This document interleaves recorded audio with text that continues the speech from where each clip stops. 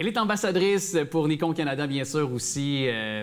Autant de prestige de dire qu'elle est ma chroniqueuse préférée, une de mes préférées, mais aussi photojournaliste. Salut, Sarah Maud. OK, alors aujourd'hui, je suis pas ton amie, c'est ça? Non, sinon, tu l'es pas. Exactement, on va enlever ce titre-là. Non, mais toujours un plaisir de te recevoir. À l'approche du temps des fêtes, on va prendre beaucoup de clichés, ça, c'est sûr. Et puis, doublement important, surtout la question que tu nous amènes aujourd'hui.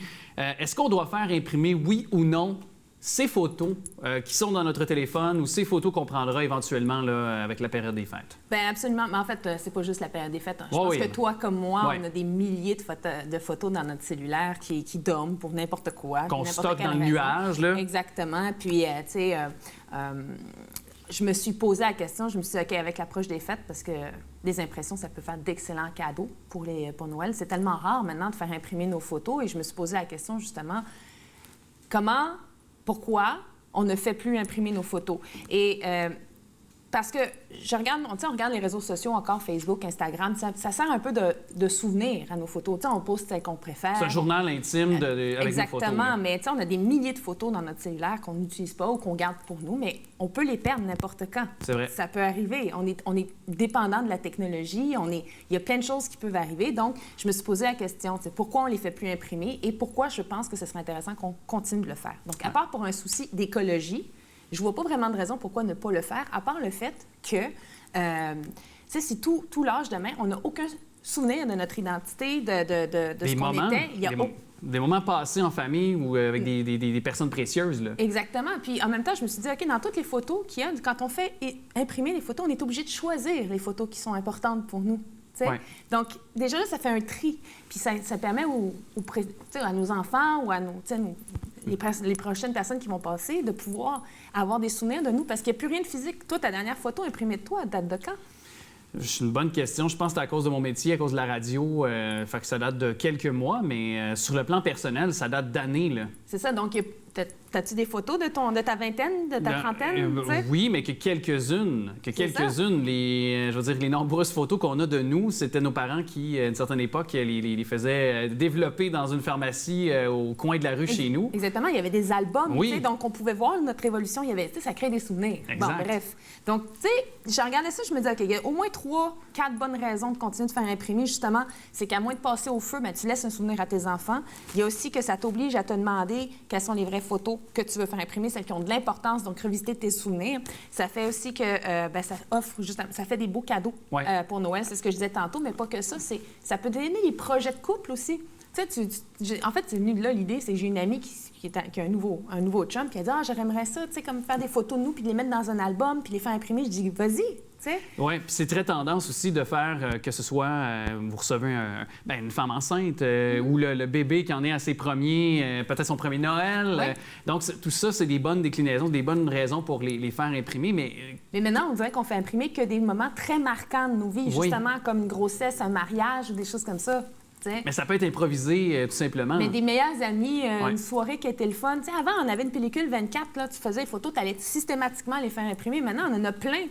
Puis on les oublie. C'est vrai, tu as raison là-dessus, par exemple. Il faut que ce soit quelque chose de marquant, puis ça, c'est sans compter non plus, puis on en a déjà un petit peu abordé, mais les 56 couches de filtres que les gens mettent sur les photos, ce qui enlève encore plus, je trouve, au naturel et autres. Tu sais, je te dirais, à la limite, ça, si c'est ça que t'aimes, fais-le. C'est sûr que je trouve que ça enlève du naturel, puis que plus tard, ça va tricher un peu ce que tu étais.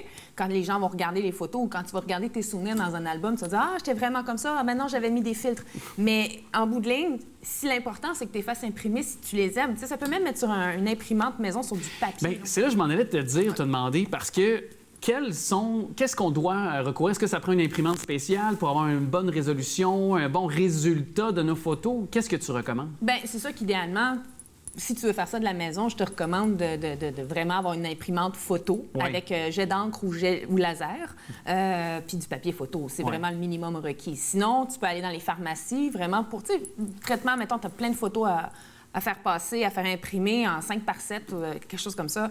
Pour les mettre dans des albums, justement, bien, les pharmacies, ça fait la job tout à fait. Il y a les pharmacies, il y a Bureau en gros, il y a Walmart, je pense aussi, qui en fait. Je pense que oui. Sauf qu'ils ne vont pas nécessairement prendre le temps de traiter tes photos. Fait que, mettons que tu en as une qui est trop jaune, bien, elle risque de sortir bleue À moins que tu demandes de faire une calibration, de calibrer, tu sais. Ça, mais si tu as un bras dans le front, ça, c'est fini. C'est fini. De la même manière que, tu sais, par exemple, si tu veux vraiment, à mon sens, si tu veux vraiment avoir des bonnes photos en 5x7 ou en plus grand format ou faire encadrer, par exemple, une photo que tu adores pour ta fille à Noël, comme dirait mon ami Jasmin qui m'a demandé ça, bien là, j'irais chez Lozo, chez Gosselin, chez L'Ordre Photo parce que c'est spécialisé dans la photographie. Donc, eux, ils vont calibrer en fonction vraiment du blanc. Donc, ils vont vraiment faire ça. Puis si vraiment tu as un projet artistique de haute importance, là où j'ai fait imprimer mes œuvres de Skin Faxi, là, qui sont en galerie chez Golden Crab, ou Golden Crab en galerie, bien là, j'irai voir Michel Séguin. Lui, là, c'est une perle en matière d'impression. Ça, c'est de haut niveau. C'est très relevé. Quand on est rendu comme toi, là, qu'on est, professionnel, on s'entend. Ça peut coûter entre 800 et 1 000 l'impression. Quand même, c'est ça. Non, mais quand c'est un événement qui est très marquant, qui est un mariage, par exemple, qu'on veut vraiment garder cette photo-là pour notre couple ou quelque chose d'important dans notre vie, pourquoi pas? Je pense que parfois, il y a pas même des projets très professionnels. Il y a des entreprises qui veulent mettre ça sur du long terme, du gros, en vitrine, des choses comme ça. On va voir des imprimants vraiment spécifiques. Qui sont là pour ça. Et puis, est-ce qu'on doit se doter aussi, tu sais, c'est toujours de dire, de comment faire imprimer nos photos, tout ça, l'impression, mais la taille de l'image, la résolution de l'impression, la tonalité de l'image aussi. Parle-nous-en, c'est peut-être un peu plus technique, mais c'est important quand même de le dire aux gens. Là. Tu sais, j'ai déjà fait imprimer une photo de cellulaire d'il y a 10 ans en 40 pouces par 50 pouces. Qui est chez moi, mais j'avais rajouté un petit peu de grain dedans pour tricher le fait qu'on voyait le pixel, parce que c'était vraiment, tu sais, les capteurs de cellulaire sont tout petits par rapport à un capteur de caméra.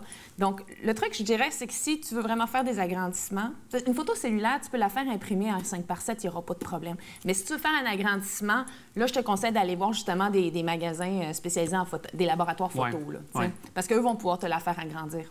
Puis ça dépend encore, toujours là, comme tu dis, on part toujours de la base de c'est quoi ta caméra aussi, là, je veux dire...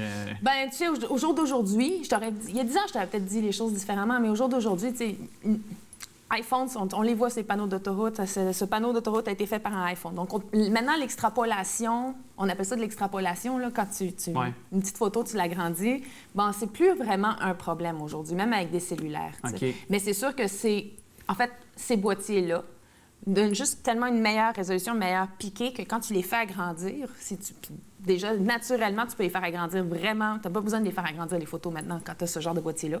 Mais si tu décides de les faire agrandir, tu as beaucoup plus de possibilités. T'sais. Mais est-ce qu'il y a aussi, tu sais, quand on parle, parce que des fois, c'est difficile aussi de s'y retrouver, le JPEG, tu sais, bon, le RAW, tu sais, il y a plusieurs, un peu comme l'audio, il y a des MP3, il y a du Wave, il y a toutes sortes de déclinaisons qu'on peut avoir. Fait que dans la photo, peut-être nous vulgariser ça un peu pour les gens qui écoutent actuellement. En gros, le RAW, c'est assez simple, ça le dit, c'est brut. Ouais. Okay, donc, il n'y a eu aucune retouche. Généralement, quand tu fais des photos et que c'est JPEG c'est comme si ton boîtier, naturellement, ou ton cellulaire, en fait, les photos que vous faites, c'est des JPEG aussi avec les cellulaires, c'est que ça va calibrer tout de suite la lumière, tu sais, ça va jouer, ça va contraster, ça va jouer les blancs, ça va essayer d'équilibrer le maximum ta photo. Ça, c'est un JPEG. C'est-à-dire qu'il a été processé, ou c'est pas le bon terme, c'est un terme anglais, mais il a été traité par l'ordinateur de ton cellulaire. Okay. Le RAW, c'est vraiment... L'image naturelle, là, mettons. Il n'y a aucun retour. C'est-à-dire la lumière naturelle. C'est pour ça qu'elle sort toujours un peu plus grise aussi, parce que le filtre, il n'y a pas de filtre, c'est qu'elle n'a absolument pas été traitée. Donc, elle sort plus grise, naturellement. Puis après ça, là, nous, on fait les retouches comme photographe dessus. Ouais. Intéressant tout ce que tu nous dis. Hey, je veux juste, parce que souvent, on parle tu nous donnes tes conseils, puis tu nous dis plein de trucs.